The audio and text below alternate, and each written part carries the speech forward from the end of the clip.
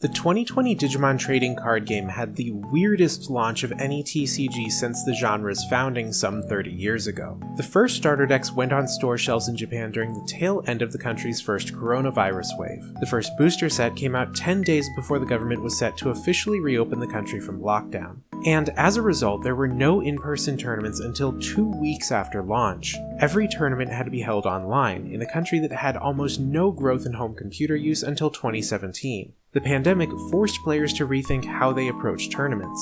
Izazin, the primary resource for organizing large-scale unofficial competitions, had to actually add online as a venue option for the first time since it opened in 2015, and Discord, which had been almost unheard of in Japan until the onset of the pandemic, suddenly exploded, with card shops creating their own official Discord servers to host tournaments in, and players creating their own groups to run unofficial events. When Bandai first announced the new Digimon card game back in January, they were probably envisioning players taking part in local shop tournaments every week, and saw themselves promoting stores that hosted them. This is how it's been in Japan since the Pokemon boom of the late 1990s, with thousands of stores all across the country holding tournaments every day. Instead, they were advertising the Discord servers for shops like Card Kingdom and Dragon Star and sending out their official YouTube channel hosts Hideyoshi and Cody to participate in servers and drum up hype. So what happened in these first Digimon tournaments? Well, at the outset, red Digimon decks had a very strong showing, taking first, second, and third place in the unofficial tournament run by the fan group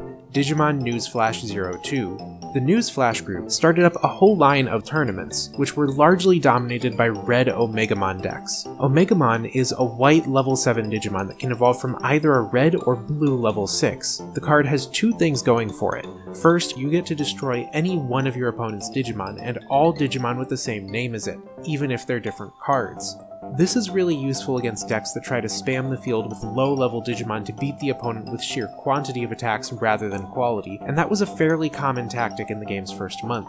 The second effect required Omegamon to bounce the level 6 in its evolution sources back to hand, and in exchange activated Omegamon when it attacked, so that after the attack resolved, it could attack again. The nature of the cost means that this effect can only be used once per Omegamon that you evolve up, but with 15,000 base power, Omegamon is functionally equivalent to a Digimon with jamming. There are almost no security Digimon that can actually destroy Omegamon when revealed. That only happens if the opponent security checks an Omegamon of their own, or has DP increasing effects active like starter deck Takeru. The reasons the red version was initially preferred over a blue variant are many. First, red had access to Gaia Force, an option card from the first starter deck that could instantly destroy one of the opponent's Digimon. When players were just using starter decks, Gaia Force wasn't all that practical because it cost 8 memory to cast, and this would give the opponent enough memory that they could generally get into as good, if not a better position on their turn than before you had cast it. In the starter deck period, it was very important to leave the opponent with as little memory as possible at the end of each turn. 1 if you could manage it. But Booster 1 introduced tamer cards for each of the 4 colors that automatically raised your memory to 3 at the start of the turn if it was less than that. This made higher cost cards more viable, particularly when the player using it was staring at 4 memory of their own, and so casting an 8 would only be putting the opponent to 4. It was easy to rationalize giving them just 1 extra memory and in exchange destroying something huge like a level 6 Digimon or a blocker that was stopping you from winning. Another reason red was preferred was that it was easy to give security attack +1 to Omegamon via the evolution source effect of starter deck Greymon and the Booster 1 Yagami Taichi Tamer card. However, many red decks took after a strategy that aimed to conserve memory as much as possible because of the extra costs associated with going up to level 7. They did this by running the vanilla level 4s, 5s, and 6s, Dark Tyrannomon, Metal Tyrannomon, and Ho-Oh-Mon. Ho-Oh-Mon was actually more popular on average than War Greymon, because the combined memory cost of getting to level 6 using these vanillas was only 6 memory, while going up through a normal Greymon, Metal Greymon, War Greymon chain cost 8 to 9. Both the starter decks and Booster 1 prints of War Greymon were still being used, and some red decks stuck exclusively to the Greymon line without running Omegamon at all, particularly those that favored Booster 1 War for disabling the opponent's security effects during its battles while stacking multiple instances of security attack +1. An alternate build for the red Omegamon deck instead focused on dealing piercing damage. The piercing keyword causes the opponent to take damage when their Digimon is destroyed by battle, and what these red piercing decks did was changed out their normal Digitama card for Babyedmon, which powered up Digimon with piercing, then used Garudamon and Breakdramon, both of which have piercing innately, to punish their opponents for attacking by destroying their Digimon. Once the opponent was down to 1 security, or low enough that they could get them there, the red player would go for the kill by evolving Breakdramon into Omegamon and double attacking for game. Some players actually started to suspect that red might be too good, but in reality the small sample size available painted a more dire picture than the games actually being played. If charted out, you would see that 55% of all tops in May 2020 were red decks, but that's only from 8 reported results. Charts adding up to 100% derived from less than 10 data points aren't exactly representative of anything. By contrast, June's chart was based on more than 50 reported tournament results and showed red tied neck and neck with blue, while taking all 148 data points from across Booster 1's launch up until just before Booster 2's showed both of the dominant colors to each be winning roughly 1/3 of all tournaments. Red also wasn't the only thing topping even in May. For example, B block at the first Digisoku tournament was won by Agunaro playing a Grand Koagamon and Rosemon focused green deck that used Jagamon to evolve into either of them mid-battle phase out of the top 3 cards of the deck. This was a pretty cool concept. If they evolved into Grand Koagamon, they would jump up to the same 15k power level as Omegamon and gain the ability to deal piercing damage, while if they evolved into Rosemon, they could play control during the opponent's turn and reduce the total number of attacks the opponent could get in, or even punish them for attacking by resting their blockers, leaving them vulnerable during the next turn. With the country officially reopening on May 25th and schools resuming on June 1st, a number of card shops attempted to reopen by operating at half or 1/3 capacity.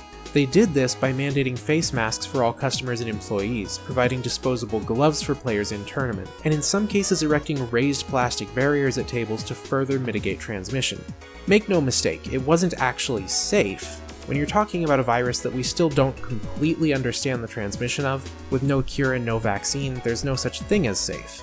Soon after the reopening, Japan's cases began to rise again, eventually climbing higher than the highest peaks of the lockdown period, and it is almost certainly going to get worse until the virus can be vaccinated against. Nonetheless, in the month of June, the number of online tournaments decreased, and face-to-face became the norm once more, though with lower headcounts than before the pandemic. What happened in June was that blue decks carved out a position as the strongest rival to red, taking 34% of first place tournament tops. Red fell into a very close second place with 33% of tops, while yellow was in third with 13%. Yellow's position was actually slightly better than this chart can represent, because several of the multicolored decks of this period were in fact yellow decks that ran other colors to make up for their own shortcomings, mainly red or blue. The reason that blue caught on was because of 2 key factors. First, it was good at accumulating card advantage through draw effects like those found on Upamon, Gabumon, and Zudomon, and second, it had good combos. The new evolution print of Metal Garurumon took Blue's major theme, manipulating evolution sources, and turned it on its head by playing a level 4 or less Digimon from its own evolution sources every time it attacked. This formed a combo with new evolution Garurumon, which activated another Digimon when placed.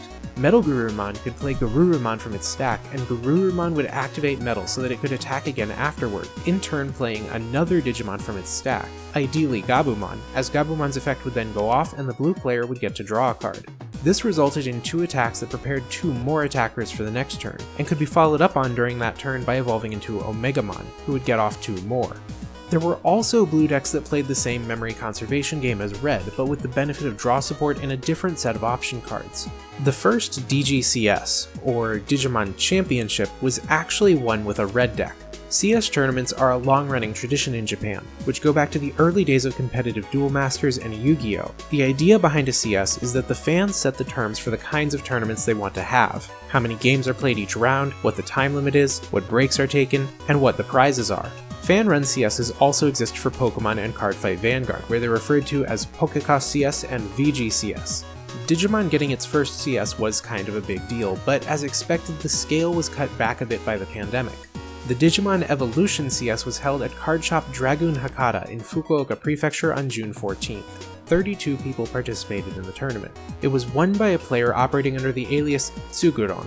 playing a red Omegamon deck that combined low memory vanillas with the piercing model we went over earlier.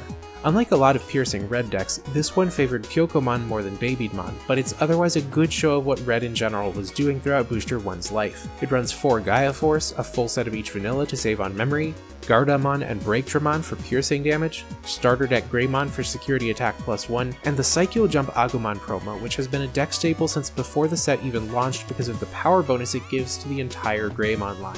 The first Evolution CS was followed up by the second 2 weeks later on June 28th, but this time only 19 people attended, and it was once again won by Tsuguron, playing a very slightly modified version of his previous deck. The only real change was cutting one Pyokomon and adding in a second Babydmon to the Digitama deck instead, so if you're playing red, you should study this list closely.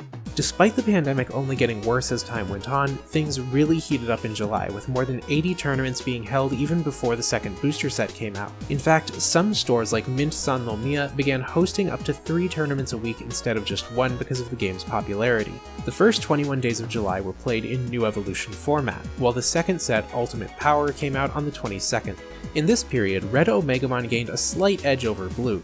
But what happened after Booster 2 hit? More than 50 tournaments took place in the last 8 days of the month, and in those 8 days Red saw a 26% reduction in tops, while Blue remained mostly unaffected and Yellow more than tripled its first place wins. The introduction of the new Purple and Black decks didn't actually shift the game right away.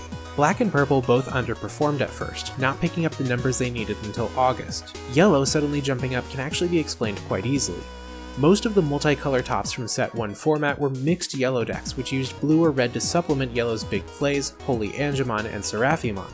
Once Shine Greymon and his accompanying cards released in Set 2, yellow could now function independently as its own deck, using Rise Greymon's on-evolution skill to place a yellow Tamer card for free and set up Shine Greymon's effect, which throws a 4k debuff at an opponent's Digimon for each yellow Tamer in play.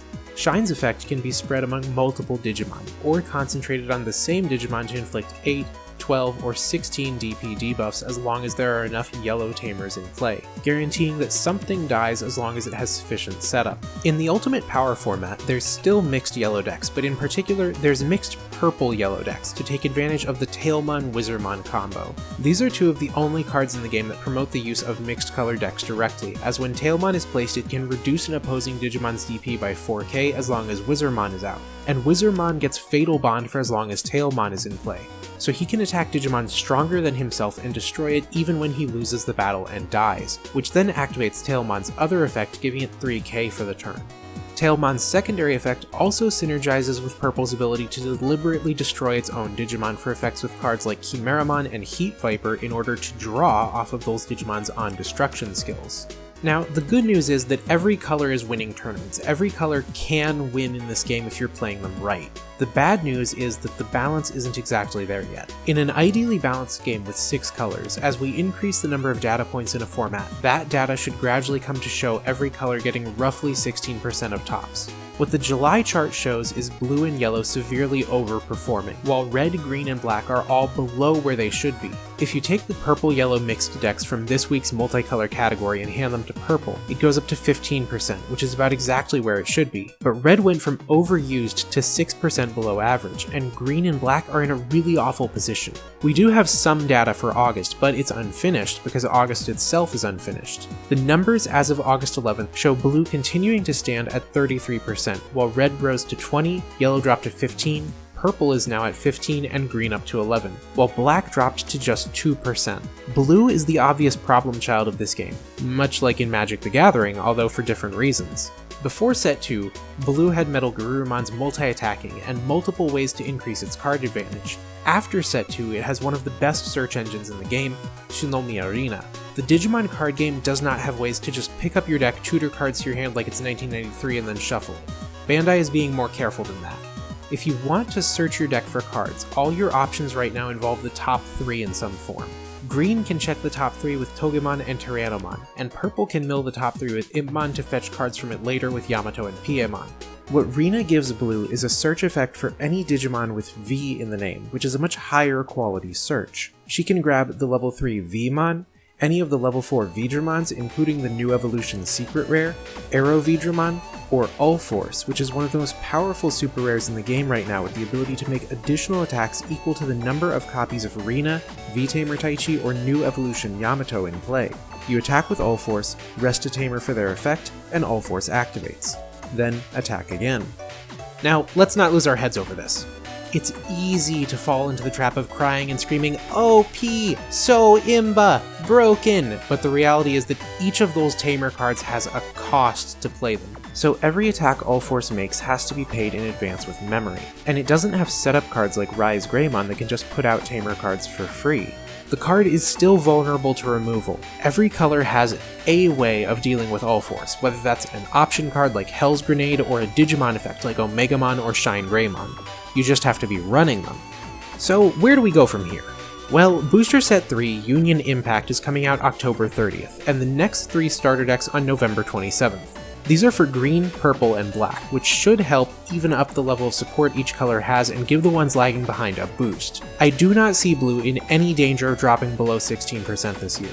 The V deck is probably here to stay. The real question is, what does the support look like for the other colors? Black needs a boost the most, followed by green, while red and blue don't have much of a wish list at all. If Union Impact supports all 6 colors, it would probably benefit the game for red, blue, and yellow to explore alternative deck types that don't play into the existing builds, or otherwise reinforce existing cards independent of the main tournament winning strategies, while green, black, and purple need something a little spicier to get that competitive edge. For now, this has been Toya. Thank you for joining me today. If you liked what you saw, please consider liking and subscribing to support the channel. You can find the latest card reveals at digimoncard.net. You can find me on Twitter, Instagram, and Pillowfort at Toya, on Twitch at DecodeToya, and of course, right here, at Maniacs Channel.